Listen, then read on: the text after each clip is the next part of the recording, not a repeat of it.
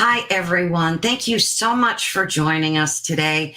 I'm super excited. This is my debut show, so thank you again for joining, and welcome to Ethereal Encounters Unveiled, the place where you can discover your own truth. Please join us every week on Thursdays from 5 to 7 here, of course, at the United Public Radio Network and the UFO Paranormal Radio Network, which is 105.3 on the Gulf Coast and 107.7 FM in New Orleans. Today, we're so excited because you all know who she is. Her name is Michelle Desrochers, and we're going to be talking about, of course, we have Spooky Month, so we're going to be talking about scariest haunted locations, where and why. Now, Michelle, I'm going to bring you on board. We know you don't need an intro, but welcome, welcome, welcome. I am so thrilled and honored to be able to speak with you today about this topic. It's just, thank you. Thank you.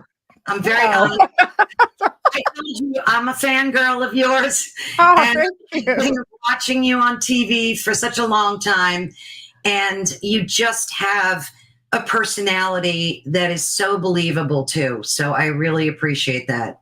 Oh, thank you. Thank you. I really don't run around screaming demon, though. I like to really make it up there. It's tough because I'm real logical as a researcher and as an individual. But of course, you know, out of all the answers I could possibly give, everybody wants the big D word just because it's the money word. So it's just like, all right, hello. So anyway, I'm glad you enjoy it, and I'm very humbled because it's, you know, it's created a really nice fan base that has followed me into radio. Absolutely, absolutely. Now, everyone knows you. You're an international public figure who's actively researched the unexplained and the strange weirdness, high strangeness, whatever it's called. But just in case for folks, especially folks that are listeners of Ethereal Encounters Unveiled, tell us what triggered your interest in this. You spent decades in the field doing incredible research and having incredible experiences.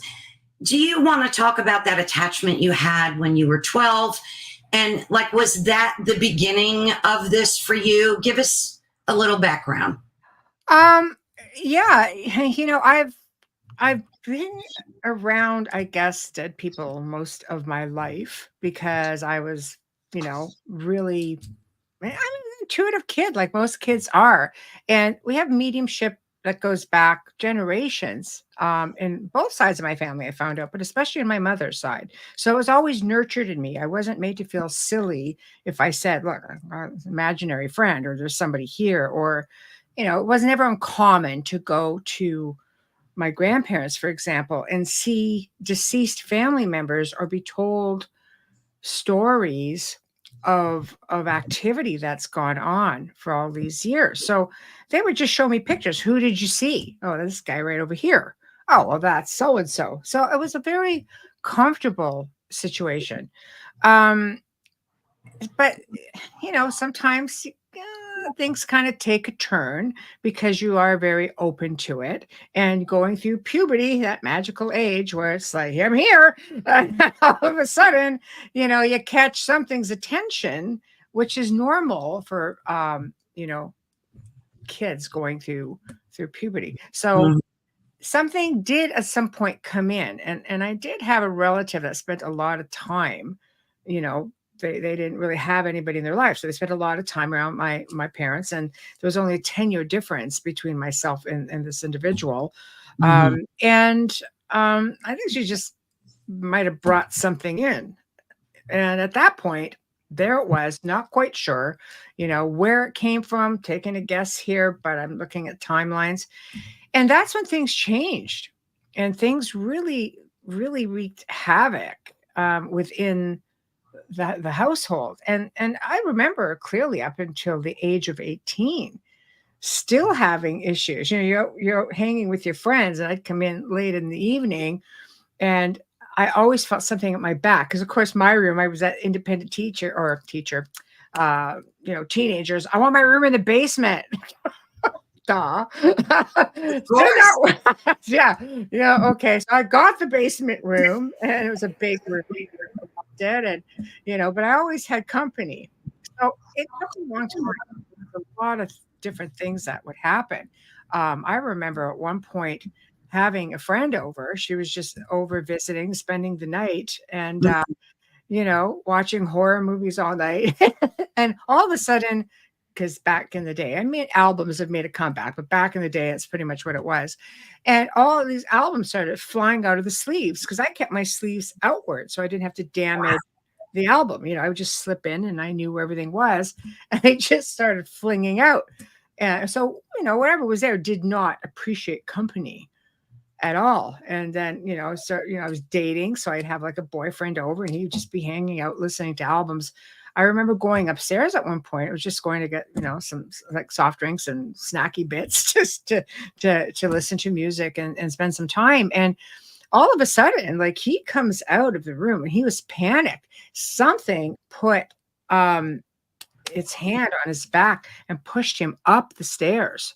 And he like face planted the landing. Oh yeah, he was like really terrified. So when we got back downstairs, we had the album playing, and all of a sudden the arm and the needle stopped, lifted up, and went back over perfectly onto another song. And I mean, perfectly. So I got used to things like that. Cold spots, a breeze just kind of going through the bedroom. I really got used to that. So anyway, it was just through trial and error, trying to figure out how to deal with this myself because I had two younger sisters and I didn't want to, everybody was being affected. And back then, it's not like there was, I'm really aging myself, but it's not like there was there was no internet. It's not like I could call somebody and say, hey, got something going on here. It's not like it is today. So I went to the public library, and the closest I could come up with was witchcraft and herbs and learning how to smudge and different things like ghost gardens, believe it or not, was a thing. So planting certain herbs and flowers around yourself would be something to deter spirits and some negative entities. But I learned through all of it that it was my mindset over and above everything, and through all the people that I have worked with and helped over the decades. I have educated them because I had to educate myself. And I believe in empowering people and teaching them how to keep their space clear so it never happens again. This could be anywhere from grounding and flipping that warrior switch on is what I like to say. Just you are in control. Don't go challenging, but you are more in control than you think, because that's what did it for me. It got to a point where, I remember coming home one night and I closed the door really quick, and you hear a big boom on the other side of the door. And I would just turn around and say, that's it. I've had it. And all of a sudden everything stopped. I was like, wait a minute. I'm assertive. I'm not challenging. And I had a quiet night. But what I come to learn since through research and being more seasoned and is how different fields blend. Extraterrestrial experiencers often have these paranormal experiences, and everything seemed to come to play when I started doing research, and I started realizing 50% of the people I was helping, and 50% is quite a bit if you think, because I've worked with, I can't even count how many people I've worked with over the years. Half of those people had ET experiences as well. They were reporting seeing grays. They were reporting a lot of the same characteristics. For example, let's say foul smells. Everybody's like, demon. It's also affiliated with abduction. Like, I don't even like the term abduction, but it does exist. It's just a thing, coming into the boudoir and, and smelling the smell of sulfur and a lot of things, sleep paralysis. We have a term for that in the paranormal. It's like, well, it's like the hag syndrome, something sitting on your chest. However, there are logical reasons for it. but there are also extraterrestrial reasons for it or theories. I started talking to my parents and doing the radio show. As you know, you meet all these people from all walks of life, and I interview a lot of people who are experiencers and professional people, everyday people. And I started realizing and hearing their stories, I'm like, wait a minute, that's me. That was me. Then I started thinking back. My grandfather used to have a telescope and he used to watch the skies all the time. We used to see UFOs all the time up north, all the time, clear skies. We didn't live in a really big city. We lived in a beautiful community right on the lake, surrounded by mountains. My God, we would see all kinds of UFOs. Mm-hmm. And I remember watching one night come down, took about 15, 20 minutes, just went down behind the mountain. I was just like 1 o'clock in the morning, I was just getting in. I just sat on the hood of the car and watched it. And I probably within a few minutes later, I don't know, 15, it's hard for me I can't think that far back. I'm getting old. But anyway, all of a sudden it just shot up like a bullet, took off. The next morning we woke up to military helicopters just swarming the valley. So I think back to all of this now and the timelines of everything. And before my mom passed, I said, I need to know if you've had any experiences like this. And she goes, oh, yes. I mean, we've had it going back into generations, people talking about seeing things, but she goes, abduction? She goes, I don't know. Like we've never really, you don't really think about it. Like I can't think that far back. Mm-hmm. But she said something very interesting. She said, well, your sister, who I'm not going to just name off on international radio, but says she was supposed to be a twin. And there was no twin. Oh, wow. After a while, like upon birth, it was sort of like somewhere along the line. And she's just like, I said, well, there are explanations for that. She goes, yep. And they were ruled out. So left that alone. So I started mixing everything in together now. So I tend to wonder with some of this activity, because we are very powerful beings. We can psychokinesis the heck out of all kinds of things, telekinesis. And I think, right, under certain levels of stress or what, just going through things, energy changes, very possible. But I tend to wonder how much of it was actually from an experiencer standpoint, because when that came up and started ringing a bell, then it all started up for me again. Let me ask you this. Do you think because I've spoken to so many other people as well, and they tend to think it's like a dimensional thing, the connectedness between all this high strangeness, say. What do you think it is? Do you think it's like a dimensional shift or a merging of dimensions? Mm-hmm. I think it's a crossover. I think it's all of the above, really. You go back to ancient times, the ancients would build near power spots and water flow, things like that, conductors of energy. And they had all kinds of interaction with different beings. And these power spots often ended up being type of portals that would come through. That's why you would build over top of them. And it's why, the church, for example, they would come into an area, take it over, and right over that power spot. There's a lot of ancient knowledge there. I think we are more suppressed in this time, in place.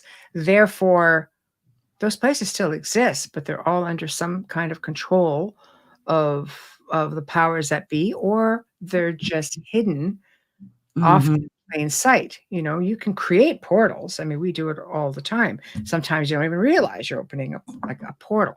But I always say it's like listening to a radio station. You can only listen to one at a time. It doesn't mean there are not different layers within your time or within your space. And with that being said, I do believe a lot of them come through portals. Yeah. And right? I mean, our last house, things used to come through all the time. And we're like, how? But we could sometimes hear something over the house. It was a big tower. It was a big Gothic revival manner. It was just massive. And we would know. But then there was this one time, Caroline, where I was laying down. I wasn't quite asleep. And this is before I was actually, let's say, having more recollections and becoming comfortable with it again. And I Mhm. felt hands come up through the back of my head, Oh, touching from behind. There's a wall behind me. And yet, right there on the back of my head, I could feel hands. I may have said something like, touch me and I'll break your arm. that's It, good. it caught me off guard. It's like, oh no, no, no. And that was into that. And it was very respectful because the hands came off right away. Through time, I was kind of like, okay, at least wait till I'm asleep because you are freaking me out. Yeah. Then downloads started happening, things like that. And then crazy things started happening in the house that we knew wasn't paranormal because the house was haunted. And not by grounded spirits because we can move spirits on. So we knew the spirits who came in visitation. We knew the behavior. We knew the sounds that the house made. Just being an old house, we knew a lot of that stuff. And I was one night where I was just laying down. I was just getting ready to go to bed. So I'm just sort of just nestling in, and the house is high up, so there was a street light from just across the way that sort of shone through the curtains. It was so high up, I would often just, open the curtains and leave the shears because nobody could see you. And across from that was a river. So it was fine. And I look, and there is a gray, probably about, I don't know, 4 feet. He's just Wow. looking at me and close enough that I could touch it. And I looked at it and I just went, nope. And I rolled over. I said, nope. No. Good plan. Yeah, no, no. And when I look back over, he or she was gone. Like it was respectful. It was really respectful. So because of that, I started to embrace it more. And then I started really researching it and realizing the crossover between the paranormal and Mhm. my ET experiences. Mhm. And I became comfortable with it, welcomed it, and started having incredible experiences, amazing downloads, Wow. visions, Yeah. things like that. So, I noticed today a lot of folks that have been taken don't like to use the word abducted. mm. It seems to be a transition in that verbiage. Have you ever experienced being taken that you can remember? Has that ever happened to you? I've had missing time, things like that, very, very minimally. I've had, I think one NDE when I was quite young, and I don't know, I've always had mediums say you've had two, but I've always thought the second one could have been because something kept asking me, are you Mhm. done now? Do you want to go? And I had babies pretty much. Oh, I'm like, no. yeah, yeah. Like my head felt like it was being pickaxed open. I'm like, I don't care. I will take it as long as I have to. And after saying no, literally 3 times, then everything stopped. All the pain went away. Everything was gone. It was just, don't ask me how, because it was about 4 to 5 days of the most intense pain. It took my vision. My vision was very blurred. At one point, I couldn't see at all. Like something had set in behind my head, and it was very hard to hear. It was the craziest thing. And the doctor actually came to the house. He goes, I've never seen anything like this. It took about 2.5 days for the medication to kick in. Mhm. So it was pretty bad, and it was like, but it is what it is. I think it definitely opened me up. As far as abductions go, for sure it's happened. Do I have full recollection? No, but I've always said, make sure I'm asleep. Like I come back so exhausted that I'd be just like, oh, where did you have me freaking working all night? Like I really felt like that, but I have been shown, like leaving. At one point, I mean, I am literally coming up to this this craft. I'm coming up like under it. At one point, I'm in it. I'm looking outward, and it's like it's almost I'm thinking like, am I on? What kind of a ship am I on? Because I'm looking out through like a ship portal around one, and I am looking out at stars. And so I'm just thinking, and all I remember saying is, "This is pretty awesome." Like I'm aware of it. I am aware of all of it. So it's just like, okay, with that being said, that this is really cool. But that's my recollection. So whenever I would go to bed, I'd be just like, oh, I'm tired. Just let me fall asleep first, and I don't care. And I would be asleep like this. Like it would happen pretty quick. I think it's so interesting how you set the criteria for yourself Mm. with these experiences, and you did that way before anybody really knew how to do that. I mean, nowadays we hear about how to deal with these things from all the paranormal shows that are on TV, but back when you were having this, you set the pace and you put your foot down as to what was going to happen or not, it sounds, right?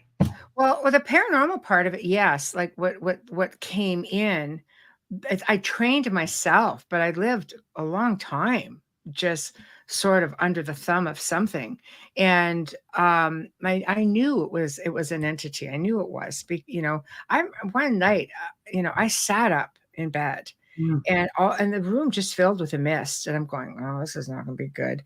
Oh. And I knew instinctively, and something just kind of started coming up at the end of the bed. And it was like seeing it from about here upward. It was massive. And I'm just looking at it. And it's just like, and even at that point, as it started to manifest, I just said, no, no, that's enough. No, I Mhm. just had enough. I didn't go under my blankets. I just sort of like just hunkered down and like I was brought up Roman Catholic, kind of Mhm. clutched onto the faith of hang on to the Bible, and just like I didn't say anything other than that. I just clipped onto it because at that time my faith was in little um that little book. Everything went. And I realized, okay, because I wasn't practicing Roman Catholic by any means, but I realized at that point, wait a minute, I put my intention into this. And Mhm. now I know that everything is about intention. And, like people would say to me, well, can I just smudge? I said, well, you think you're going to smudge one time? It's going to do it if you're trying to get rid of something.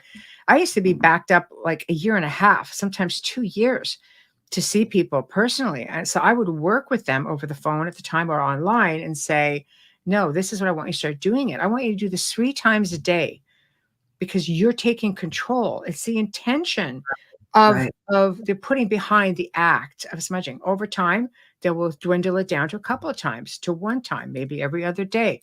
It's I did that so people were I was giving them a task to do. I was putting them in charge of their space. You can utter any words you want. People will say prayer.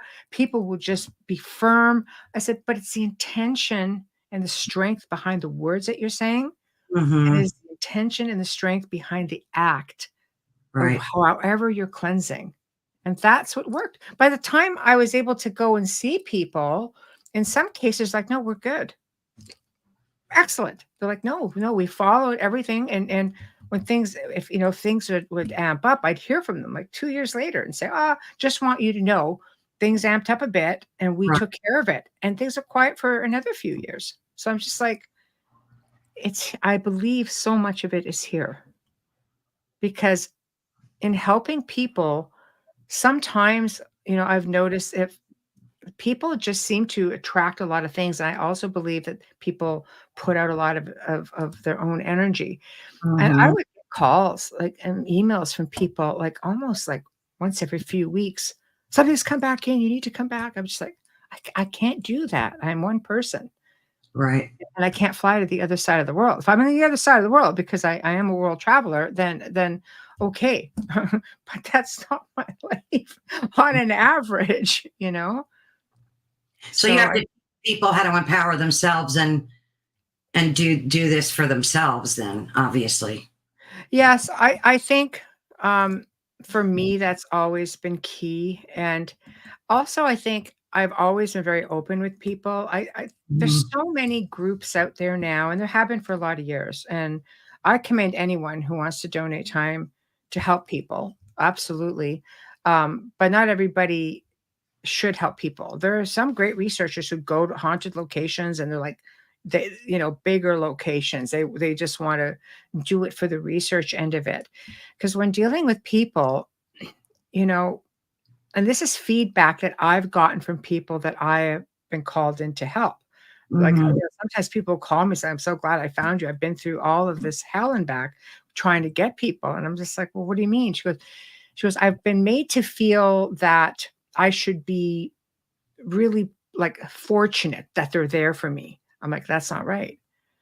That's not right." I said, like, when I go into a place and how I've done it on an average, it's just like, "Okay, I'm here. I believe you. Mhm. Try to figure out what's going on." But I got seasoned enough to know by what I'm hearing, am I dealing with psychokinesis? Am I dealing Right. with some kind of an attachment? Am I just dealing with a human spirit? But I'm just like, just let me take the weight for a little while. You relax. This is what I do. Let me just try to figure it out. And thank you for entrusting yourself and your family to me. The gratitude comes from me. It should not come from them. That's so nice. You don't hear that. No, if it has to be, because it's a hard thing. Can be hard enough for people as it is, you know. I mean, some people work 2 jobs, some people just struggle, Sure. some people got kids, soccer, it's busy, you know. Sometimes when these things happen, they don't see it coming because you're just so busy in life. But unfortunately, it's very difficult to get an understanding, especially logical people. Logical people are sitting there going like, what is this? Like, I've not experienced anything here, but my family is seeing all Right. kinds of stuff. Usually it's a logical dad going, "Oh, okay, whatever. It's the house Right. settling. But the house is settling, knock it all off," right? But meanwhile, things are going crazy. And it's hard for them to get their head around that, let alone having somebody come in, you know, and saying, "Hey, you're lucky we're here. We're going to figure this out." Right. But Right. sometimes they don't figure it out. Sometimes they go in, they make it worse. They get in there challenging things. Or what people also don't realize is that I don't go in to communicate with things. I don't want to communicate with it. I don't care about it. If it's a human spirit, would you like us to try to move that human spirit on or Mhm. negotiate? We've had some people like, "No, we're happy with the human spirit." Okay, well, this guy doesn't like it when you're in this room. He likes it for like 1 hour a day because he used to sit here every day and just look outside or watch the news. And sometimes just by communicating that, everything stops. But when you're dealing with something that may not be as agreeable, a really Right. malevolent human spirit or some kind of an attachment entity, then it's like, I don't want to communicate with it because you're communicating with it. Then they go home. Your researchers go home. Okay, we've got good stuff here. But this family who doesn't want anything to do with it now has this entity going, "Well, you wanted to talk to me an hour ago." Yeah. And the cycle just keeps going. I think you Mm. just need to factor in things like that. Did you have a team with you, Michelle, or did you do these solo most of the time? Well, I pretty much retired from it. I know, retired from television for the most part. I retired from all of that. I think the pandemic kind of got the world coming Right. to a stop, right? So used to have a team, and I used to work with people who were very gifted mediums, and because I'm the guy everybody tells everything to. So for me, I already know everything. I need that validation from other people. And we've had people who were exorcists who would go in and, I mean, there were times where we were doing like 2 or 3 a day. Wow. That's I know. So it just got to be a lot. And I'm tired. So I could see where that would wear thin on your soul after a while. well, because it's not just going to locations. Like, I help a lot of people. I still help a lot of people, Mhm. even to this day. But it's all done remotely, Right. or it's just done like even through computers. Like, tell me, what's going on. A lot of times I can get them through it, but it's time consuming. It's not like you're not just haunted a few hours out of the day. Something goes on. I used to get calls at sometimes 1 a.m, people just screaming and panicking on the phone. You help people. It was a 24/7 thing. I was there all the time. Oh, I can see how. So you're a world traveler. You've been fortunate enough, Mhm. and in your travels, you went to Romania, correct? Yes. And you visited. Now, I'll probably butcher it. Hoya Bashu Forest. The Hoya Baciu Forest. That's right. Very good. Yes. That's a mouthful. So tell us about your experience there when you visited. Now, of course, we're going to be talking about haunted locations, especially during this wonderful spooky month that we're having. But people claim that as soon as they walk into this forest, that they suffer from, now these are some of the claims, from severe anxiety. They feel like somebody is watching them. Others walk out with scratches, bruises. They have no idea where it came from. Mhm. Some people believe that the forest is haunted by peasants who were murdered a long time ago. Obviously, the forest holds a lot of history. Mm. There's evidence of settlements there back to Neolithic period. So I think it's back 6,500 BC, Michelle. And I think that makes it the oldest settlement in Romania. That's as far as I delved into it. So please tell us about your experience there. Okay. Well, I mean, going there, I didn't want to know a whole lot. We spent, probably close to 3 weeks going from one part of Romania to the other. And Hoia Baciu is located pretty much in the Transylvanian region of Cluj-Napoca. It is said to be the world's most haunted forest. It actually means the shepherd's forest. And the reason it was given that is because one day a shepherd from a nearby village entered with his flock and disappeared with all the sheep, never seen again. And it was recognized, of course, as being haunted when a military technician photographed what he claimed was a UFO. Now, when we were there were locals telling us stories of seeing UFOs over top of the mountain, like all the time. But they appeared in the part of the forest, which is this round clearing.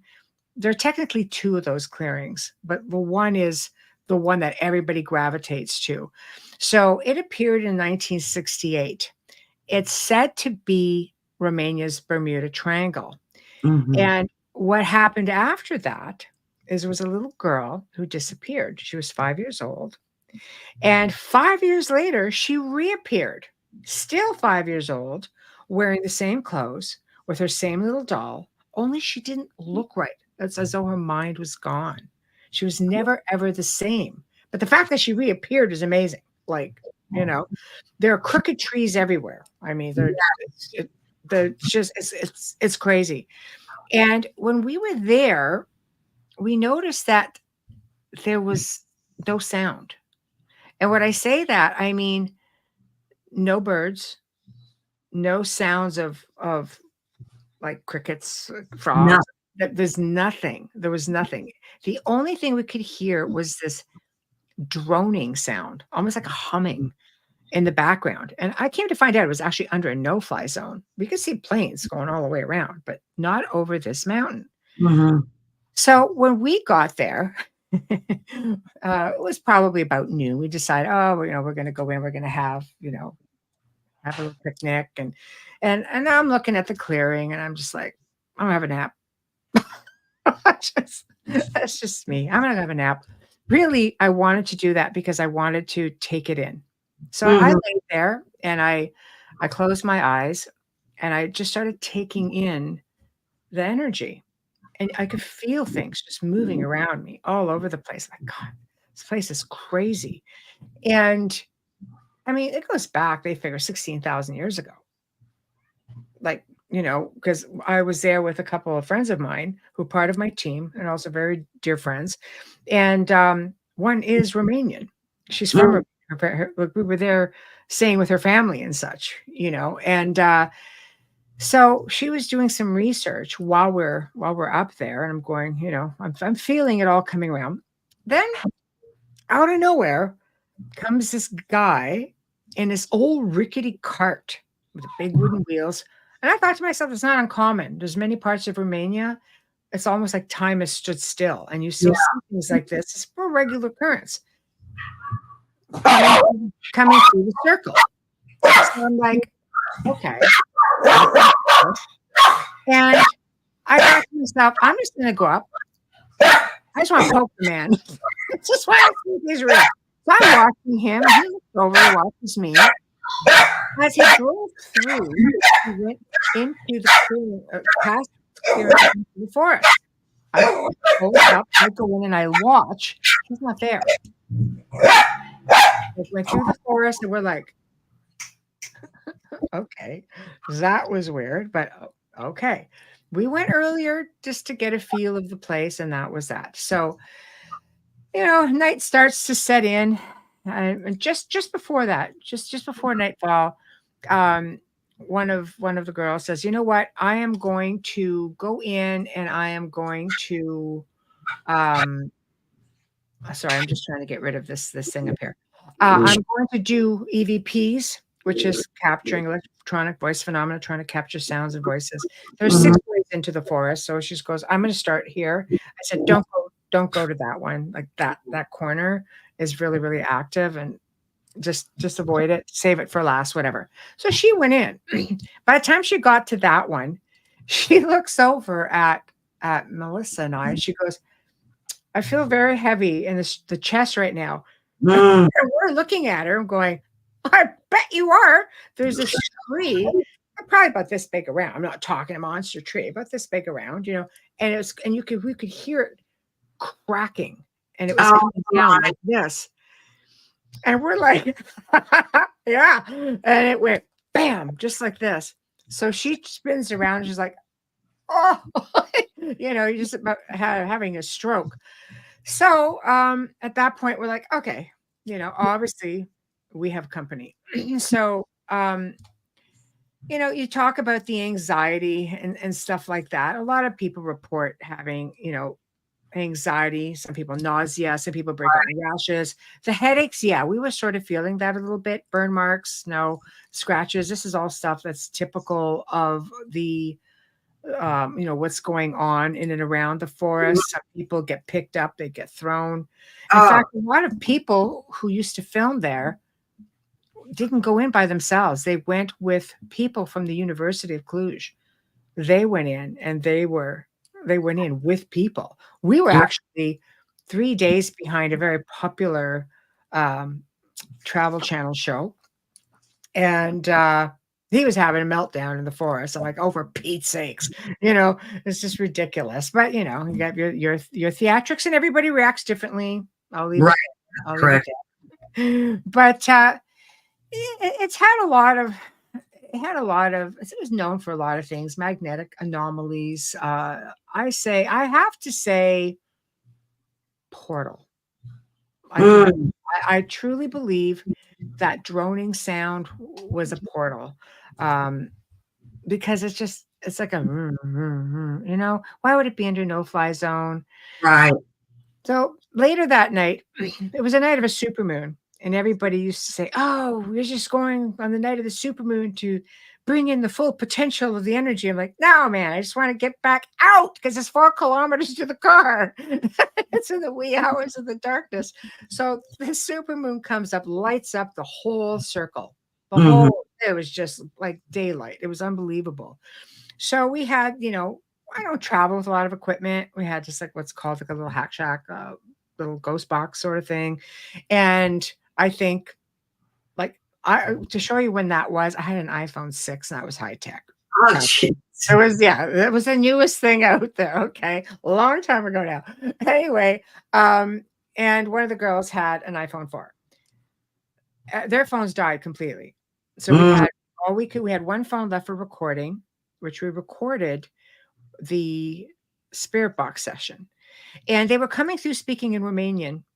And Audie's was Romanian. I said, can you speak in English?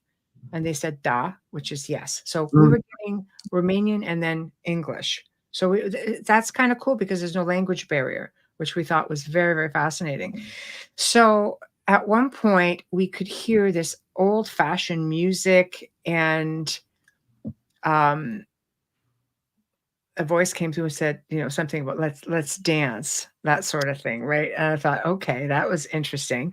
Mm. And then a voice came through and went, Vlad the Torturer. And we knew he had been through that area because it was on a way to Hundora, where he was Mhm. imprisoned and where he would often, work with the king of the time and Sigmund, right? So he went there.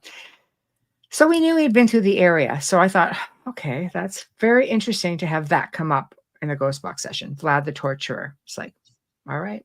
Then the crazy music came in behind that. I was like, okay. So all of a sudden something growls. Oh, I don't like And that. well, it's funny because we actually had this friend of one of the girls, and he's like super skeptical. And they're good to have around because they keep things very grounded. And when the skeptical guy turns around and points and says, "That's not good," and you turn around, like, if he says that's not good, then that's not good. Right. But it looked as though we were given the do I believe an entire tree line was coming down? No. But I believe that we were given the illusion that something was walking over this tree line. This is big forest, mature trees, because it started going like this, the trees, like if they were being walked over, the same way you would walk over tall grass. And I'm thinking, I don't believe the forest trees are coming down. We'd be hearing it. There'd be something. But you know what? Stranger things have happened. I learned to stop discounting things. And the logical side said, no, it's got to be an illusion. So the box says, go now, run. I'm like, oh, I'm gonna run, but I don't cut my losses. I think I've just been handed my own rear end here. So I will gracefully make an exit out of the forest and at least say that I did it with style and grace. That's On right. on our way out, we could hear, I mean, realistically, it was respect for the spirits who were taking the chance. And they were saying, go now, run. Something's coming. And this growling, grr. And when that first happened, Audie's like, "I'll be quiet. Nobody's talking to you," because that's the kind of thing I say all the time. And then but that's when all of a sudden, go now, run comes in. It's almost like Mama Bear was coming in, Mhm. and we're like, this isn't cool. On our way out, there was something on our heels. We could hear it crunching Oh, in the leaves behind us, coming through mhm. the trails. And one of the girls took a picture, and it was an orb the size of a basketball right hovering over the trail. I'm funky with orbs. I believe there's a lot of spirit orbs, and I believe we're coming out of a forest. Pollen, dander, moisture, dust. I mean, I'm logical about this stuff, but it was the only one there. It was so big, and it sat over the trail. And we were at this time outside the forest, and we were in full on outside of it, making our way down, Mhm. and we make it back to this hotel. This is a gift that kept on giving because it followed us. It had a really long reach. Wow. And for whatever reason, something followed us back.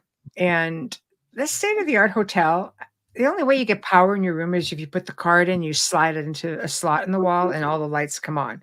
So it's not like the electricity like it's high tech. It's not going to just start messing with things. You pull the card out, electricity's dead. Mhm. So we get back, and at this point, I'm just glad I have Wi-Fi. I'm like, well, that was fun, because I'm nonchalant about a lot of it. It's like, whatever, right? So I'm trying to catch my signal and catch up. All of a sudden, the phone keeps ringing. It just keeps ringing. Pick it up. There's nobody there. Front desk, right? Like, it's not our phones. This is the hotel phone. Mhm. Except she goes, "Are you seeing that?" I'm going, "Yep." Don't care. So that's kind of how I am. So she's filming all of this. All of a sudden we get a call from the other two who are one or two stories up. And she goes, there's something, the phone's going crazy. There's something walking around in this room. All of a sudden we hear something walking around. We're like, okay, this isn't good. We could see the mountain from where we were, the forest. And I'm just like, this is not good. Anyway, things went quiet. We thought, oh, okay, somebody's just sort of like, you're in my space. I'm showing you I'm in your space. Mm. So I'm one of these people that's like, I'm going to bring some soil back. All my friends, bring us back soil from the haunted forest. Okay, why not? Sure. All right. Bring back some soil, some stones. What else? What is anybody? Anything else? Trees. I brought back like broken tree branches. Oh boy. I still have it all. It's great. But the girls did too. Things just don't seem to react the same with me as they do with other people. Mhm. I attribute it to mindset. I had zero issues when I got back. The girls within a couple weeks started having issues, getting phone calls, hanging up, like crazy things, electronic stuff. Yeah. And people they gave a stone to from the forest started having a lot of issues. Mhm. Um, See, it just kept going and going and going. 2 years later, some of the exact same stuff started happening, even to the people who got the stone, who didn't have issues before.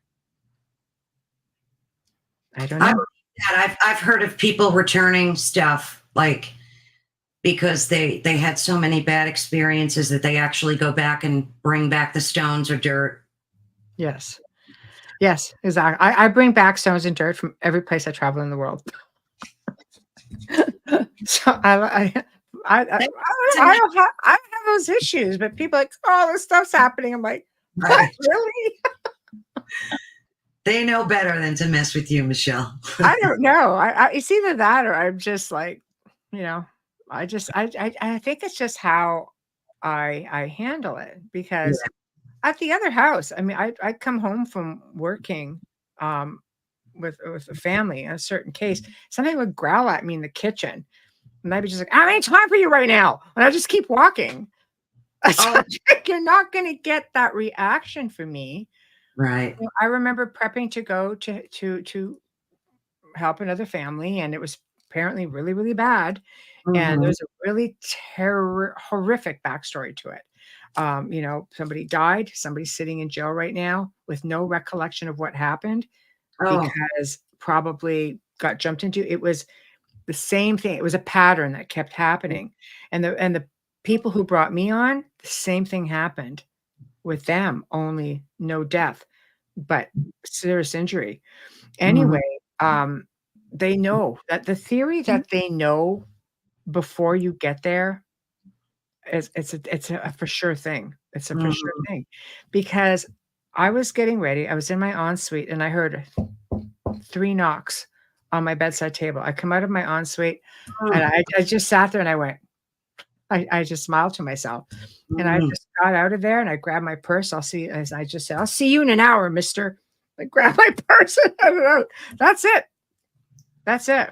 And it followed. It was there. It was there when I got there because we're doing a walkabout and it's all growling at me through the audio and everything else. It's like acknowledgement is empowerment. Yeah, absolutely. Has anything ever frightened you to a point where you were like, okay, that scared me. I'm done. I can startle like anyone else. The one thing that threw me off was working a really, really bad location.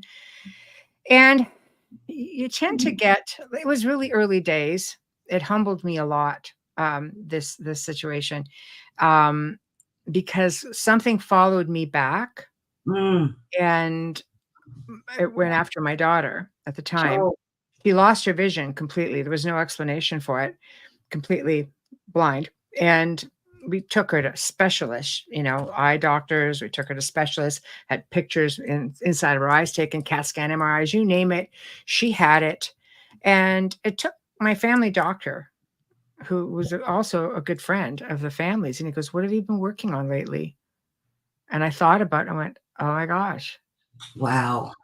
And I acknowledged it, and the family there were 2 families involved. One family wanted us to go back, and one family did not. They were really suppressed, like a major oppression was happening, and, we were supposed to go back after the Easter holiday, and, they're like, "Don't come back. We don't want you to come back." So, I just tapped in and connected and just said, "Stay away." "Alright, no problem." People are like, "You sold out, made a deal." I'm like, "No, we weren't going back." Mhm. You tell me to stay away. All right. But the family did not want any further research. They didn't want anything. So, I don't make deals, Right. So, I was just like, okay, not a problem. Well, we knew we weren't going back anyway. And she came downstairs like the next day. She goes, I can see, like literally, like almost within, I don't know, 12 hours. I can see. Okay. That's crazy. It's humbling. It was humbling. Yeah. It changed how I did things moving forward because things have followed back. And, I have a story that I like to tell is because it was interesting. There was one haunted place that I researched for years. It was one of Mhm. these places, a public place. So, but it was, oh God, it had a mix of absolutely everything in there. And you could call at any given time. It was not uncommon to have things come out growling at me. I'd be called every name in the darn book, you know? So it's like, okay, first time something ever came to a phone and called me the C word, I was shocked. And Oh, wow. the best I could do was say, "You're a potty mouth." That's the best I could do That's was potty funny. mouth, right? It was hilarious. I was like, "Oh my God." So anyway, this place, it was just one of these places that kept delivering. But something followed back one time, and I woke up in the middle of the night. And it's like spidey senses. I was like, something's not right. So came down the stairs. I went down into the den, and there was a big Mhm. leather recliner there, and I could see the term "darker than dark." It's a thing. It is a thing. As I could see the form, the silhouette of something, and it was breathing, and it was going like this Ooh, growling pant. And I sat down on the sofa and I looked at it and it went, "Ugh," just like that. And I just stood up and I just said, "Don't let the door hit you on the way out." And I went back upstairs and I could hear a good. like that, a big popping sound behind me. And which tells me again, like dimensional, right? Just like that. Right. And then I listened halfway up the stairs. I went, okay. And I went back up to bed. I was just like, you know, but if you let it get you, then it gets you. It's Right. not that you don't feel the fear. I don't want people to think, "Oh, no," like, I just throw caution to the wind and just get out there and get careless. I don't do that. But I learned a long time ago that from my own experiences that I'm just not giving it to you. I'm just not giving into it. It's not that I don't feel it. It's how I distribute that energy. I'm also like just a bit of a meathead too, because I'm just a highly aggressive individual. So it's like you come at me, I'll hold my ground, Right. But that's pretty much that. And I've had incredible experiences all over the world. Very, very fortunate. But Hoya Baciu is definitely a place that I will never forget. It holds up to its name, like it really does. It commands respect. And would I ever go back? Yes, of course I would. I was just going to ask you that. Would you go back there? Oh, yeah, I'd spend the night this time, though. Yeah. I would. What about other places? You have very famous places that we know about that are haunted, like Eastern State Mhm. Penitentiary. Have you ever been there? Or I've not been there. I've been asked to go. I've been asked to film there as well. I think there's some places that have just been so overdone as well. So yeah, I'm always very careful about where I go, and a lot of my experiences have happened in the least, well, I won't say the least mhm, expected to be haunted. I've had experiences, all over Romania, Egypt, France. I mean, any place I've been, it's been incredible. But Eastern State Penitentiary is long-standing history of hauntings, and mhm, you think about it, it's had so many researchers, and you have to think about why a place is haunted. I used to do kids programs for large like libraries and things like that, mhm. and always been asked to do it in a way that wouldn't frighten them. So I always approached it from a historical standpoint because everybody goes, "Why would that place be haunted?" Well, think about it. Let's break it down. Eastern State Penitentiary, okay? It is a prison. So you have people who would get put into prisons who were crazy, just like you're insane, you're deemed insane. You're Yeah. being put into a situation here that is essentially um it's dangerous. You are with convicts, you are with rapists, you are not in a very good situation. Okay. Do you think that mindset changes or that of maybe a murderer? Sometimes in your harsh conditions, that mindset doesn't change just because you lose the physical body. That means you get to take it into the afterlife. If you're stuck, it's your essence that makes you the Right. person. It's not going to change, you know? But a lot of people feel sadness there and oppression, which makes complete sense. You have that type of energy and those kind of people, it's going to attract something maybe a bit more malevolent to come in and feed off of that energy. Um, Death row seems to be the most active spot there, and I mean, and then the prisons had people like Al Capone, William Sutton, Slick Willie, Yeah. who was like an American bank robber. They were inmates there. So you're gonna have a lot of hardcore people, and you don't need hardcore people, but these are pretty hardcore people. You get punishment such as icy cold bathwater poured on you. Mhm. Sometimes, like, in the winter, you're dunked in water, hung on a wall until ice crystals would form. They had the mad chair, which you were bound so tightly to the chair that would cut off circulations, and they Yeah. would leave inmates, sitting there in their cells for, like, 23 hours a day in the dark. How functional do you think that makes anybody? That's not going to Right. make anybody functional, but Yeah. that's They what you're had some getting into. stuff going on there, putting them in the pit and isolation. And so, yeah, that makes perfect sense. I mean, they have tours too, which I really have no desire to go on one of those, but people love it. Mhm. Yeah, they do. I think tours are an opportunity, thanks to paranormal television, which has an influx of interest because people, and you even have your sofa investigators, because maybe they don't have anybody in their community to go out with, so they live through a lot of these programs because they get to experience these new locations every week and new techniques of researching, and don't be going in there. There's something in there, and it's fascinating because some of these places will have chat rooms.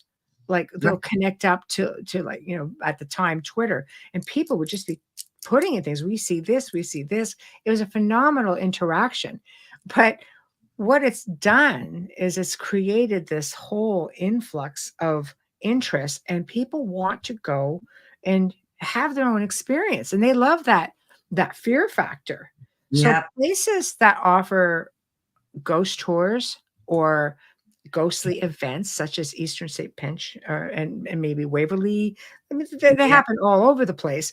It's a place where people of like minds can connect, where I say safely in an environment. Not that the environment is safe because you don't know what's going to come out at you, but you're Right. going in knowing that.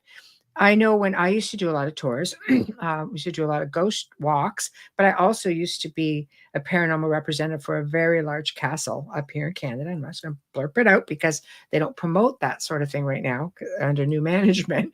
But I was their paranormal representative. So when people come in, they would be told the history of the location. We would talk about some of the haunting experiences, and I would teach them how to properly do voice recordings, how to properly communicate with spirits, Mhm. and I would teach them how to protect themselves, which you have to do because some people go in there totally throwing caution to the wind. And then you get that one guy who just doesn't believe. And sometimes they love to make believers out of Yes, non-believers. So, definitely. right? I remember having a tour and a woman dragged her husband along. It's always a woman dragging the husband along most of the time. And we were in this one part of the cemetery. We went there because it was very historically active in the city. had given us permission. Always get permission from the city. Always, Oh, always, wherever you're at, always get permission. So we went in there, and this woman comes up to me. She goes, "I haven't seen my husband in about 20 minutes," and she was afraid to go back by herself. So I come to the back, and I see this man standing with his arm out. I'm like, "This is a straight." I'm going, "All right." He's like, he's like, "Something has my hand." oh, jeez. So I'm like, "Ah." I said, "How do you feel about that?" He goes, "Not very good." It's like, okay. Says, "Why don't you just pull it back?" He goes, "It's these icy little fingers." He was a child ghost who used to like going around holding hands. So I just looked at him. I said, "Just pull it away." He goes, "I can do that." I said, "Yes, you can." The wife's like, "You should have just let him stand there for another hour." That's funny. The wife was having a great time with it. I felt for the guy. I'm just like, oh man. But they gravitate to the skeptics for some reason. So Absolutely. Absolutely. And some of it's funny and it's good. It makes for good TV. So they really do. it makes for good TV. That's it. The guy was a good sport. He's just like, I came here a non-believer, and I'm leaving here closer to being a believer. Oh, that's good. That's all you can ask for. I said, "You were a good sport." He goes, "I was terrified." I says, "She was 5 years old." He goes, "I don't care." It's the most terrifying 5-year-old I've ever met. That's funny. What about the Monte Cristo homestead in New South Wales, Australia? That's supposed to be regarded as one of the most haunted locations in Australia. Have you heard anything? There was supposed to be tragedies there built in 1885, I believe. Anything about that, Michelle? Or I actually included that in a show that I did. Joe, our station owner, and I had a show for about 3 years called The Gray Zone Uncensored. And we would often speak about haunted locations. And this one, along with another one we're going to talk about tonight, being the Tower of London, with phenomenal stories, by the way, we included these locations because they were so active. So it was during one of our Halloween specials. So I found I had a lot of information. So I'm just putting up some notes because there's so much I just want to touch on as much as possible. It's an incredible place. It's said to be Australia's most haunted house. It was constructed between 1884 and 1885, perched up high on a hill.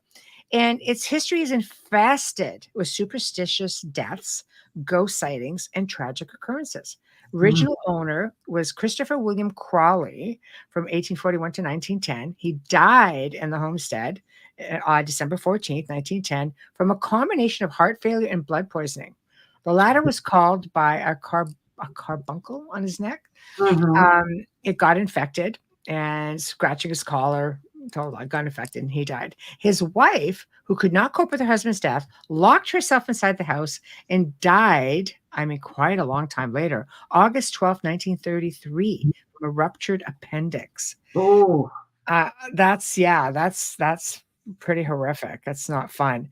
So let's talk about the spirits. Of course, we have the original owners. They're believed to be roughly 10 spirits who are here. And the original owners hated animals. They hated animals. So they still hate them. Remember we talked about that essence. If you hated them then, you hate them now. Same idea. And the people who live there now, the new owners, they had chickens, they had kittens. The chickens were all found strangled to death. The parrot was choked to death. The litter of kittens basically were all brutally killed. I know. So Mr. Crowley haunts the room to which he died, and his spirit, of course, he's still kind. He's a kinder spirit. His wife, not so much. She ruled the house with an iron fist and basically dared anyone to enter her house, and still does. If she doesn't like you, she will scare you. Literally, she will go out of her way to scare you, and it'll feel like like ice water. like Mm. literally on your skin. There's also a mentally disabled boy who was kept hidden in the homestead's cottage for many years. There's a spirit of a maid who committed suicide by jumping from one of the balconies. And of course, Mr. Crawley got two of his maids pregnant. Right. I So, didn't hear about right, that. not uncommon for the times. The Right. one actually hit the stairs and was killed instantly. So I guess when she jumped, and her ghost still haunts the veranda, and the ghostly bloodstain marks the spot where she died. Now, the second one, pregnant maid, gave birth to a son. She named him Harold. And when Harold was a young boy, he was involved in a terrible accident on the premises and he was hit by a coach.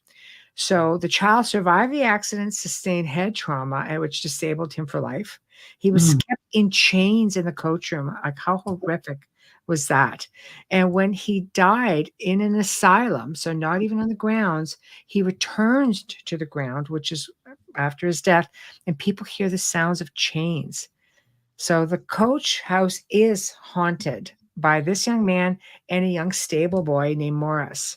So he basically wasn't feeling very well one day, this Morris boy, and the master did not approve of the fact that the boy slept in. So to teach him a lesson, he basically set the boy's mattress on fire. And those screams are still heard to this day.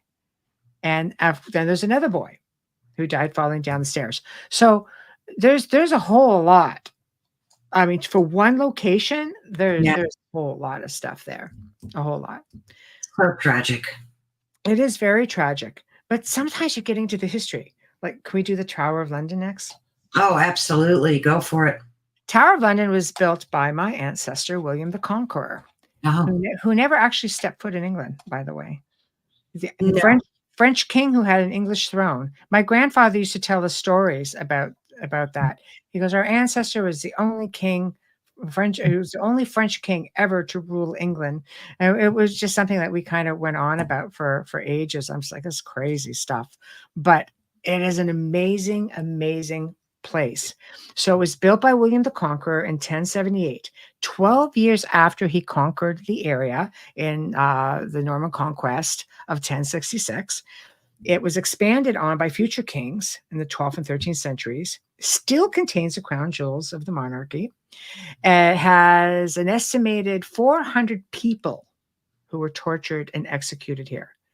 In 1483, two young princes were infamously murdered in the tower, right? Richard. That was King Richard, who they found in the parking lot. That Richard buried down there. Yeah, that same guy. Anyway, the murder was unsolved to this very day, and they did end up finding the boys, and they knew. After now, we know what's unsolved, but at this time, they did not know. So basically, shadowy figures are seen holding hands. They believe this are the young man, and they drift from room to room and they melt into the walls. Catherine Howard, the wife of Henry VIII, is said to be here. Anne Boleyn, who is the most active spirit over there, also the wife of Henry VIII, was imprisoned and beheaded there in 1536. She has often been spotted on many different areas of the tower with her headless torso, just paces around, Oh, frequently spotted in the chapel of St. Peter, where she was buried. Here's the story that I love the most. In 1873, a soldier who was on duty was hearing commotion in the chapel. And he's like, what's going on? He pressed his face into the glass and saw a procession of ghostly lords and ladies, knights in armor, and Anne Boleyn walking through this procession. wow. Now, I have a question about your ancestry, but before I get to that, I just want to say thank you to the folks for joining us today, for tuning in. You're listening to Ethereal Encounters Unveiled, the place where you can discover your own truth. Of course, we are live on United Public Radio Network and UFO Paranormal Radio Network 105.3 and 107.7 FM in New Orleans. So I just wanted to put a thank you out there. Now, Michelle, your ancestry intrigues me. So you are related, right? What else can you tell us about your ancestry? Like, I'm sure boy. you did a whole genetic study on your family history? Long before ancestry, the ancestry places. Hey, Howie. Before all of these DNA places started coming out, my grandfather, who's been gone for probably about 35 years now, 40 years, did our family tree, and my uncle took over. Now, for one side of the family, he did all of that for it, very minimal on my grandmother's side. Um, and of course, I dealt with a genealogy lab long before they Mhm. became popular. So I was able to validate a lot of that. And what we did find was that my grandparents, their lines crossed a couple of times at least throughout history. So my grandmother's side was, William the Conqueror, and my grandmother's side Wow. in Portugal, we had Knights Templars. My grandfather's side was just sat on, I mean, a couple of different lines of knights. One was in the private guard, whose name is on a monument in England for William the Conqueror, who was my grandmother's ancestor. So that was Wow. crossing there. Mhm. And then we had another ancestor who was up. They all came from Alsace-Lorraine, which was the Templar town in northern France.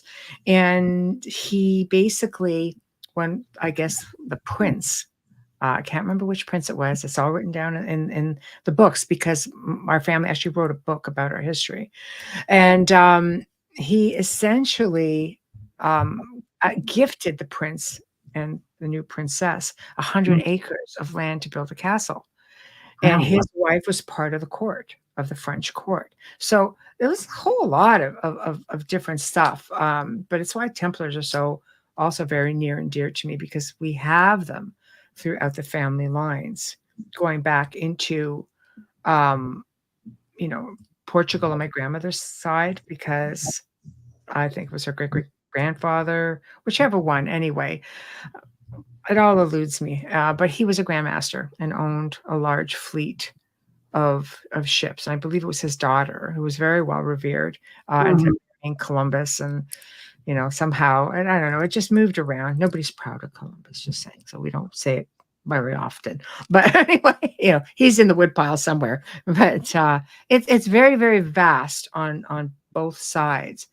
And what got me on the path of researching my family lines, which validated a lot of the journey that we've been on, and a lot of the stuff that my uncle, his oldest son, found after my grandfather's passing. He Mhm. finished it, but because my grandfather came through and he started communicating and saying this, and this. Like, he gave us all this information, and I'd be sitting there going, this was all through medium friends of mine and stuff. I'm just like, what does he want?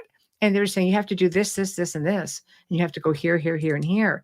He would leave stuff on my PVR, and I'm just like, did he leave that on my PVR? She goes, yeah. What? Oh yeah. Oh yeah, it was crazy. So, I would just look at my uncle and say, blah, blah, blah. And he goes, yeah, I found all that. Do you have a Oh. lot of interesting, like, Knights Templar stories? Oh, I'll bet. Oh, there's all kinds of Knights Templar stories that go on. In fact, I mean, you ever want to interview somebody of real interest, you have to interview my friend Hamilton White, who Oh, owns who yeah. owns the Tamar Horde, which is a horde of Knights Templar artifacts that took 10 years to put together, that came out of Portugal. It was a cache of stuff hidden Mm. during the Inquisition of that time, and it's invaluable. It's but never before seen Knights Templar artifacts. And anybody knows, a lot of stuff about Knights Templar. I know a lot Yeah. of people who know stuff about Knights Templar, you know. So, So it's all very, very intriguing. It's all fascinating stuff, but it's interesting, the dead have a way of speaking, and my family was always very, very open in the afterlife and coming through and communicating. But like I said, I grew up with stories about, nope, nope, your ancestor was the only French king ever to rule England and never step foot in it. Okay. But nothing to me then, I'm like 14 going, that's cool. But when he passed away, I wish I had listened more to the stories. Yeah, intriguing. Mhm. Um, any other locations that you visited that are close to your heart in terms of hauntings? I mean, we also have places in England like the Ancient Ram Inn. Have you ever been there? I've not. I've not been in. I have researched it. It's not a part of England that I visited, but this is one of those places that's so very high profile. I mean, a lot of Mhm. shows have done it because it is crazy active. Yes. And it's been featured. I mean, Most Haunted was probably the one show that really, really brought it to the world. And there's so many others besides that. The Black Right. Monk House. That's The another owner very, of the Black Monk House came on our show a couple times. It's crazy the stuff that he was telling us. It's nuts. But anyway, but getting back to the owner of the house, John Humphreys, who's passed away. He purchased it in the 60s, died in 2017. He is the current owner is his daughter Caroline. Now, he claimed to have experiences literally from the very first night. In fact, the family would not even stay on the right. premises.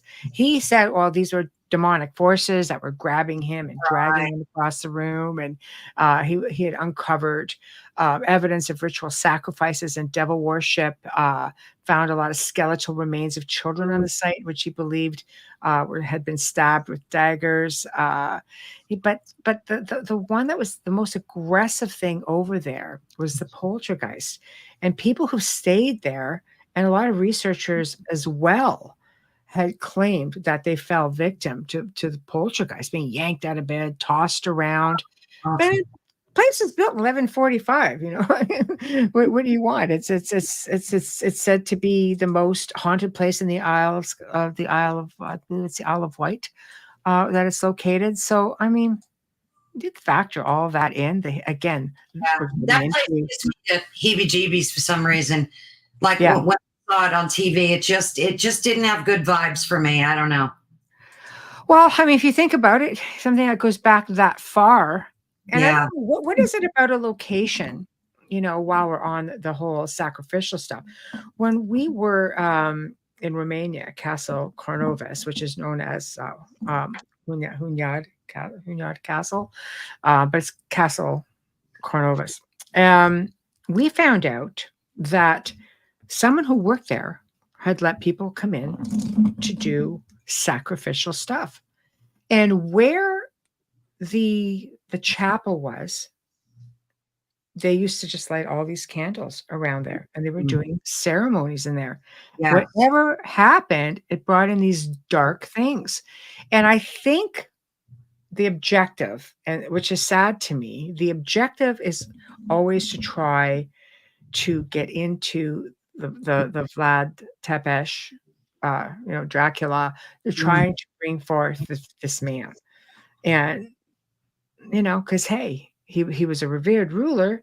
He impaled everybody, so they, he's just this is a guy we want. And I think what starts out as that also brings a lot of dark energy in.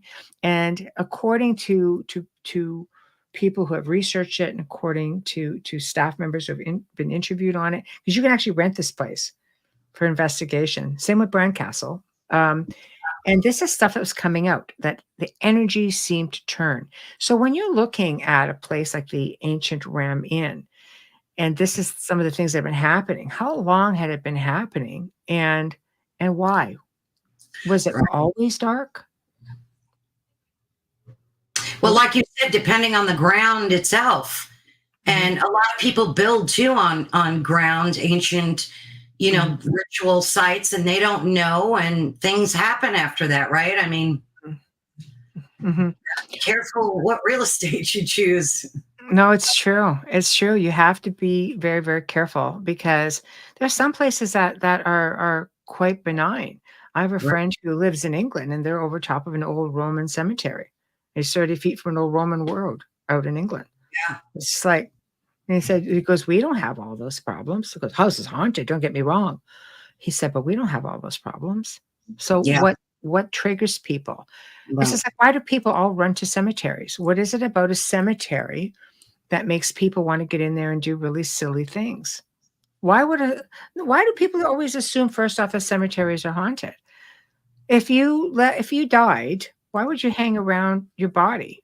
I mean, Exactly. you could go anywhere you want. Now, again, don't get me wrong. If you don't realize you're dead, you might want to hang around the body.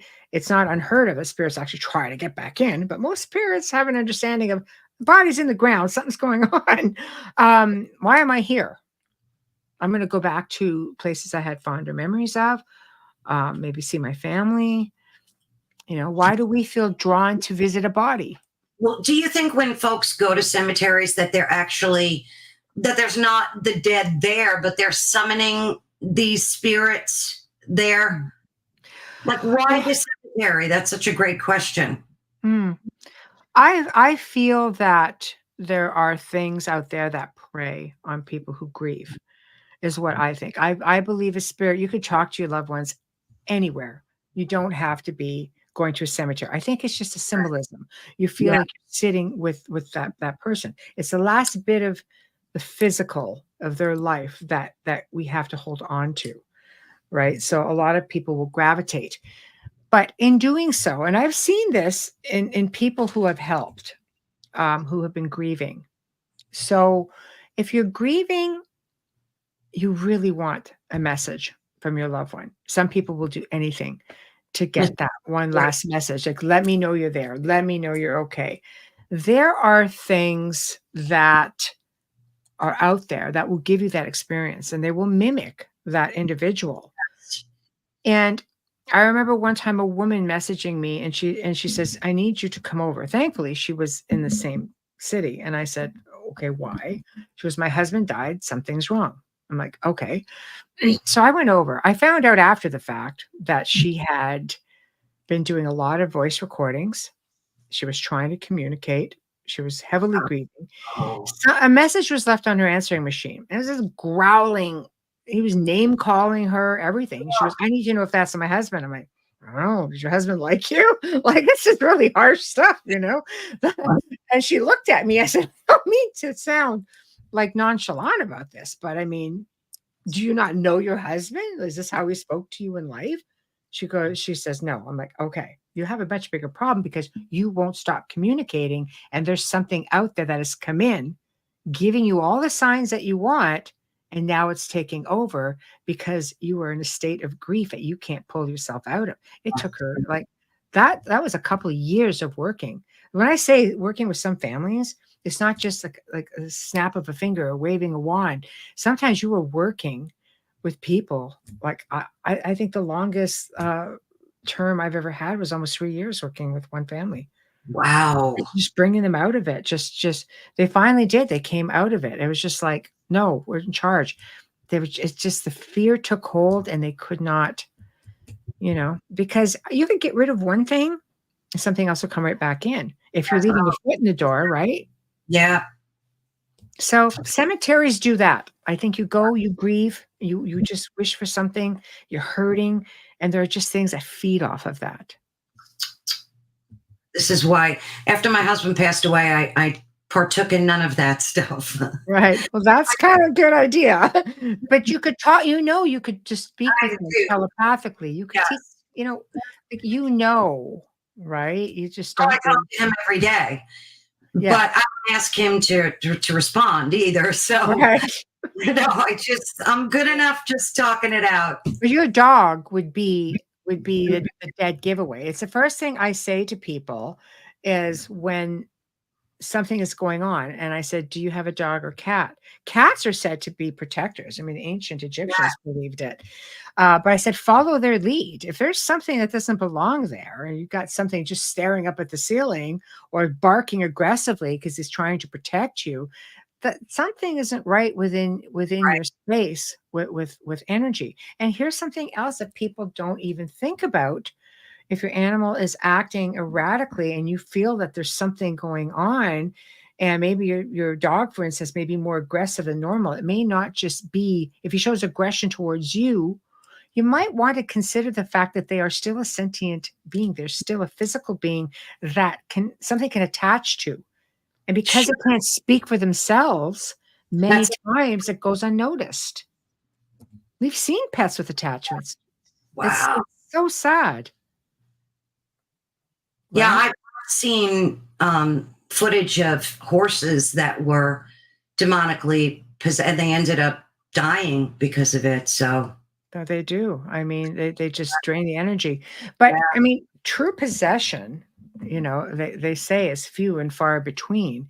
And ultimately, when you're looking at the different stages, death is usually the last stage, whether it's the death of the person who is possessed, or maybe that person has killed somebody else, or maybe both. Like, that's why they say it. Like, it's very rare. But I mean, you look at some faiths and they'll tell you it happens all the time. I think attachments and possessions are very different. absolutely. Now that it's Halloween time, everybody is into, the whole scary thing. Mhm. And I hear a lot of people talking about the veil being thin, and they don't even know what it means, but they just heard it and repeat it. Right. Let folks know what that really means, Michelle. What does it mean when the veil is thinner in the Well, month of October? I'm gonna maybe burst some bubbles here because we're Halloween when the veil is thinnest on All Hallows Eve, which means that the dimensions between the living world and the world of the dead sort of become one. So we have more experiences. But however, if you go back into old pagan times, they'll tell you that it's usually around Christmas, between Christmas and New Year's tends to be when the veil is the thinnest. There are cultures all over the world who will actually set places at the table throughout these holidays. I mean, you have to understand it's a holiday for Christians, Right. but it's not like that for everybody in the world. And I think the veil can I think it gets thinner more than once a year personally. So they honor the dead. They say that winter solstice, for example, as Mhm. they're putting everything to bed, they're burning that fire at Samhain, and they're putting out the old, and they take the fire from that, or a flame from the fire, bring it in, light their hearth to protect themselves because things are moving around. That's not necessarily at Halloween or All Hallows Eve, but I think is it just the whole allure things? A lot of people don't even celebrate Halloween. Yeah, and I think Like, more and more are not because they see it as a pagan holiday and they don't want to partake in it. but it's really not. It actually came in with the Irish. And they used to have, when jack-o'-lanterns, they used to just carve out turnips. And they came to this side of the world and said pumpkins work much better. But there are some parts of the world where people are starting to get into it. But I mean, even during Samhain, during the solstice, they would dress up to try to even trick some of the spirits. And I mean, you have to understand when the Christians went in and took over an area, they would incorporate a lot of that into their own holidays, and with the Romans would do the same thing. So a lot of this tradition, stemmed going back a long, long time ago, and it's been changed in some places. Heck, at Christmas, you go back to the time of the Victorians, they went through a spell with no, we want to tell ghost stories at Christmas. You didn't buy a gift; you got them a really funky card which Right. was kind of macabre. You would tell ghost stories. You would picnic in the cemeteries. You would get into old seances and do table tipping, and that was around Christmas time. So I I don't know. I just think that we incorporate so many different things into our lives without knowing how ancient some of it actually is. True. Right? And then I think we need to be careful when you are giving thought to things because you can manifest things as well. That's what tulpas come from. Slender Man, tulpas. We can create things. This tulpas been created. Ancient cultures, Jewish, were very, very notorious for and knowledgeable about creating tulpas and handing them down and so on and so forth to family members upon passing. It's a whole crazy thing. But if you're going out at Halloween and you're going out to haunted places. Maybe you booked a ghost tour. Maybe you're going to a haunted location. Maybe look into ways of grounding your energy. So it makes it a little bit harder for things to attach to you when you're going back home. How does one do that, Michelle? There's a lot of different ways. I mean, I have a grounding technique that I've sent out to clients I've worked with and to our researchers. Do it ourselves. I'm happy to send it. You guys just email me. Go to the website michelledesrochers.com or michelledesrocherscontact@gmail.com because it's a process. Right. I'm happy to email it. There's a belief that you just brush yourself off and you just say you can't follow me. That's it. There's different ways. You just set your intentions. And your intention is no, you're not following, you're not welcome, right? And if you think something has come back, sometimes spirits are just interested in you. Maybe you remind them of someone, children who may be looking for their parents, or maybe there's something about you that just you seem extra, motherly or fatherly, that they just resonate.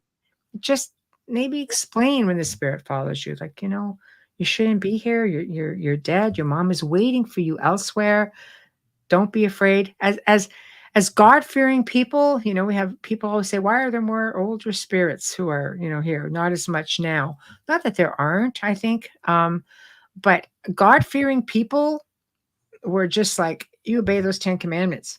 And if you have stepped outside of bounds and you're conditioned to think you're going to hell because you've stepped out of bounds, then a lot of these spirits are going to hang back and say, I'll take my chances and stay here. So, well, then, if you are raised to believe that you have a very loving God, then you shouldn't be fearing things like that. So a lot of it, again, is conditioning and mindset, Right.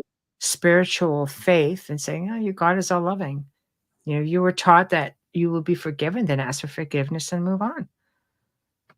I like that. So you let the individual use whatever they were comfortable being raised with, and that empowers them to protect themselves.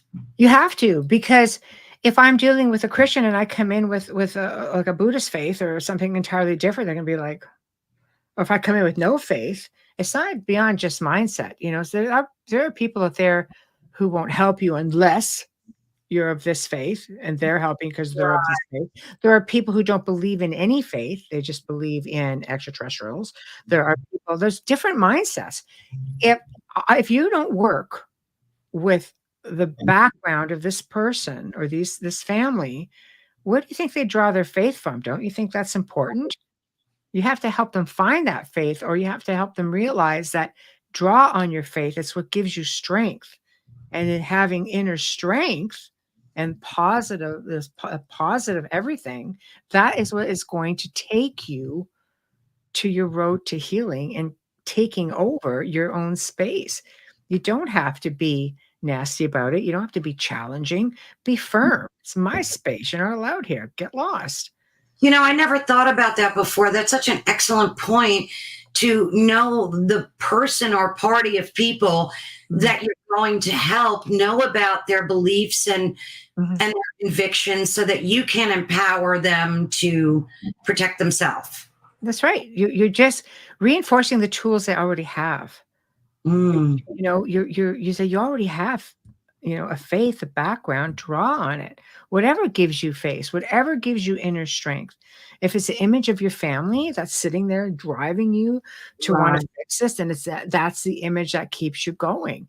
Believe me, mind over matter. The dead, I think we have this fear of things we can't see. And of course, it can do things because you can't see it. You can't anticipate it. Not everyone has mediumship. But you take hold of your space. Believe me when I tell you, it's the intention behind the words. It's the power behind the words, the intention behind the act of what you're doing. It makes all the difference in the world. So instead of running out of the room screaming, it's best to just stand your ground and let whatever it is that's there know that this is your home, your space, and you will have none of it. If you have the courage to do so, absolutely.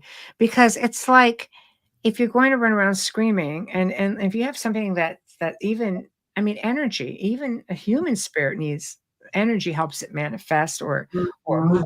around a little easier, at least that's the theory. If that's the case and you are like full on frightened and you're letting out all this energy, it was like, oh, I felt good, I'm just gonna, or maybe they just get a charge out of it and get you reacting every time. But it's like if you have an argument, like, you'll know it. Here's a prime example. Let's say you have an argument with somebody in the house. You leave the room, you come back a couple of hours later, you sit down in that room, the argument's done, it's over, whatever, you worked it out. But then you're feeling really foul. You feel heavy and you're like, God, you're starting to feel cranky. I'm sorry, for every action, there's a reaction. That energy is trapped there. If you don't get rid of it, it's going to take a while to dissipate. You're going to be affected by that energy. Can you imagine a haunted location that has had centuries or thousands of years or maybe even a decade or time to sit and fester? Poltergeists do that. That's like self-manifested energy. That's a projection of energy that over time manifests. And now you've got people with fear and anger, people who are researching, and Yeah, there's a mix of everything. It that's a just keeps perfect going. cocktail. Yeah. So know your history, know what it's about, and no, it's not all a demon. Just saying. There's a lot of explanation. Thank you, television world. I love you all. Thank you for doing this to me. But yeah, but there's a lot of logical reasons. Be logical, be open-minded is the advice I give you. Try to go with an open mind. We don't have all the answers. If you're lucky, when you get to the other side, you'll start getting some of the answers. You don't know all of the answers here. We're a very small pebble on a very large beach. So, Gosh, that's so true. right? Well, this was so awesome. I loved every direction of this conversation. Thank Just you. so perfect in every way. Thank Thank you you. so much. Pleasure. And I Thank you hope for we, having me. oh, of course. And I hope we can do this again in the future at some point. I would love to. Anytime. You know where to find me. Thank you, Michelle. All right. Good night. Bye. Okay, everyone. Thank you so much for joining us today. I can't express the thanks that I have. Of course, if you have any questions, let us know. Michelle is just an awesome person to be able to have on for my first show. And don't forget to join us every week from Thursday, 5 to 7 p.m. That's Eastern Standard Time. Every Thursday, we will be live on United Public Radio Network and the Paranormal Radio Network, and that's 105.3 on the Gulf Coast and 107.7 FM in New Orleans. So please don't forget, share this show as well. All of it matters to us. All the shows stream on all social media, and each week, listeners will be introduced to featured guests in various television shows from film to radio. Of course, the topics, including ancient history, ufology, paranormal, extraterrestrial theories, conspiracy theories, cryptozoology, and so on. So we look forward to a few laughs along the way and getting to know our listeners a little bit better. We hope that you will join us every week for this amazing journey. Again, I thank you so much. My name is Carolann, and awesome meeting each and every one of you. Thanks, and have a great and safe rest of your day.